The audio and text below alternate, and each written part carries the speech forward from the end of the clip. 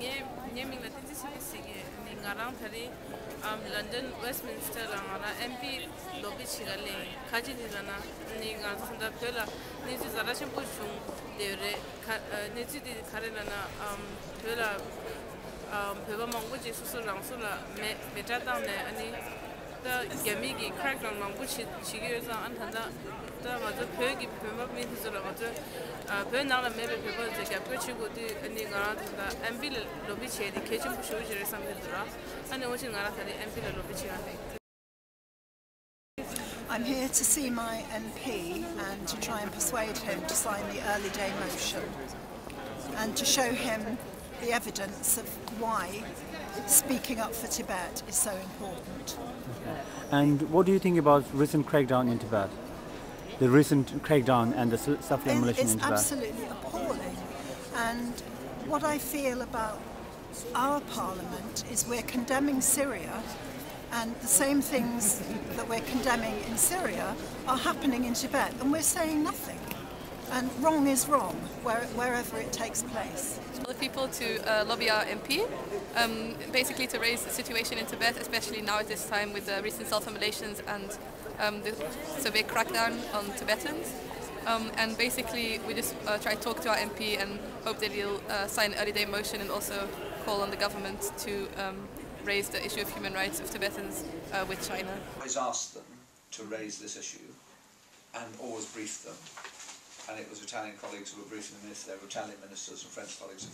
So they, let's say, a quarter of them raised the issue. But that, so regularly, it wasn't just coming from the people from the UK, it was being raised. So that's one idea. And also that it's not always within the China sort of human rights standard. Absolutely, absolutely. So it's been raised all the time. I'm here to talk about trade, but I want to raise with the issue of Tibet. I'm here to talk about agriculture, but I'm here to talk about the arts, but. First thing. And secondly, I used to be active, as many others did, in the anti-apartheid movement, and outside the South African embassy in Trafalgar Square there was a permanent vigil, and I went every week for years and years and years, and there were people there all the time, 24 hours a day, all the time. I don't know whether it's possible, but it might be possible to have a much more coordinated approach across the Chinese missions in Europe, or the European Union countries, or Washington and London and Paris and Moscow. There are vigils. I know there are. Sorry, can I just add? I think that there are hundreds of organisations across the world, Tibet organisations, who are doing the exact same thing as we're doing, and lobbying their MPs, senates, quite successfully, you know, and there have been a few statements. But and I know, you know, we've, like, Students for Free Tibet, the International Tibet Network have been appealing to the United Nations, to the European Council. But I mean, as for the UK, I'm just wondering, as we are the All-Party Parliamentary Group for Tibet, and you're the member, could the All-Party Parliamentary Group for Tibet, each member make a public statement on the Tibet crisis, and even we could film you all together, or, you know, just sending a message directly to David Cameron and to the Foreign Minister saying that there are, however amount of members there are in the All-Party Parliamentary Group for Tibet, saying that these members are speaking out for the Tibetans and directly asking the MP, you know, on the camera, in letter, to join other world governments, because that is ultimately what we're asking for on the ask, is for the multilateral action. And what we can do here, I mean, already they're doing it across the world, so what I would really like to see is the All-Party Parliamentary Group, who represent Tibet, you know, who are representing Tibet in the Parliament, is to publicly make all statements and to sign the enough petition, because there's only a few of you faces on the petition, and if this could be a start to also build up media in the UK, if our MPs speak out publicly. Okay, I mean, I agree with that, and that you're quite right to ask that, and there's no reason why we can't deliver that. I still come back to the fact, and you know, student activism is fantastic and very important. But it's not just students; it's no. Tibetans. Of course.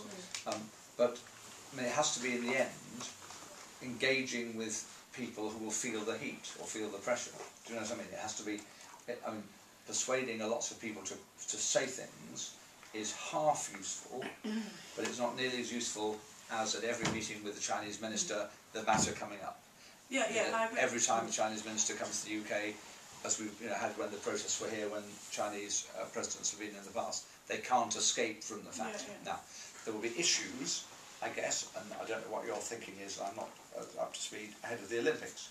Not to disrupt the Olympics, but to make it clear that this is an issue for China, and that human rights applies for everybody. People should be allowed to come and participate. And China is not allowing all of its people, Tibetans are not free to be able to come and be themselves. So, I mean, maybe that's the thought, because the international focus will be on the UK hugely from July until September. It may be that we need to try to persuade all the students across Europe to have a day working together when they seek to meet with their political leaders to get commitments from their leaders to go and do more, their foreign ministers and so on. But it's about getting the key people to put the pressure on. It's not just about lots of noise and lots of... Exactly, but the thing, and it starts from here as well, because it's not enough, the British government, I mean, I met Jeremy Brown, the foreign minister, and I know Haig has mentioned Tibet on the question, but Britain hasn't done enough, and so in order to start that alarm, because each time Tibetan sets themselves on fire, they're waiting for the world to stand up, and so all I'm just simply asking is that the all-party parliamentary group make public. First of all, the first thing is to start off with public statements from all of you, and then we can move on and go on to the next steps, because there are organisations around the world who are strategising on the Olympics, on the next steps. But right now, first, can we get the public statements that Tibetans in Tibet need? Because they believe that they feel alone, they feel isolated. And if the all-party parliamentary group do not sign the petition and do not speak out and make public statements... Okay. Now, I mean, the thing that we could most usefully do, which would take that energy and your emotion and channel it, would be to try to see if we could, for the Tibetans in the UK and those who support you, to try to get a meeting for you with the Foreign Secretary or Jeremy together, to actually go through what government could do that it's not doing. Because at the end of any political exercise, it's where the noise leads to in terms of the action. So, do you understand? I'm absolutely there, but people in Tibet don't just need statements of support. That's of course important to know you're being supported and remembered. They also need to think. It's a bit like if you're in if you're locked up, you need to know that somebody is trying to dig the tunnel to get you out, not just that they're outside. No, what we're asking them with the public statement, we're asking them, when you make the public statement, is to join other world governments as well, to come and for the multilateral action, to come up to for a mechanism to pressure China, because that is the ultimate. That's the ultimate what we need. I mean, there's two sort of levels really with this, as you were saying, so that the general public don't, unless that we're very passionate about it, don't really know what really is happening in Tibet. And I have to say, the first time I went to Dharamshala, I'd heard a bit about Tibet, but you know, when I met people and heard their stories, it was very, very moving. So I think this documentary or something, we need to raise the awareness of more of the population in this country as well. And I think there's then a higher political level as well. So it's a two-way attack as well. We need more people in the UK and more people in Europe to really understand how people walk for 28 days over the Himalayas and how they leave their families, how they take their children to the border and just give them to anybody and say, please make sure my child is safe. You know, these are heart-wrenching stories that unless you actually meet with Tibetans and hear these stories, you don't hear those. And I think through Twitter, I retweet a lot of the tweets that you send and so many of my friends have said, so what's this Tibet thing that you keep on retweeting? So it's giving me an opportunity to tell them. And I think whether you like Twitter or Facebook or not, that is a really useful one. We need to get more people here. But then there is the bigger, as you're saying, the bigger political situation. Yeah, I totally But we need a groundswell of totally agree. But the thing is, we are sending out messages. There's organisations that are sending out information. But why we're here today is to talk about what the government can do, what the MPs can do. So let's talk about that. I would have thought the logical thing, I mean, I hear three specific requests. One is that we all respond more publicly and visibly and frequently when there's something to respond to specifically. I hear that. Secondly, that we work effectively more intergovernmentally, internationally and so on. But thirdly, that there is a bigger engagement by the government on the issue where possible. I've suggested ways of doing that.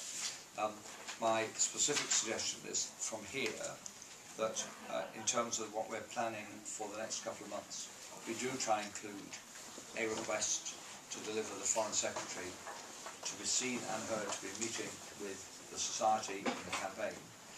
And I'm sure that that would be another opportunity for him to say something publicly on the record as Foreign Secretary of the United Kingdom that would then be heard.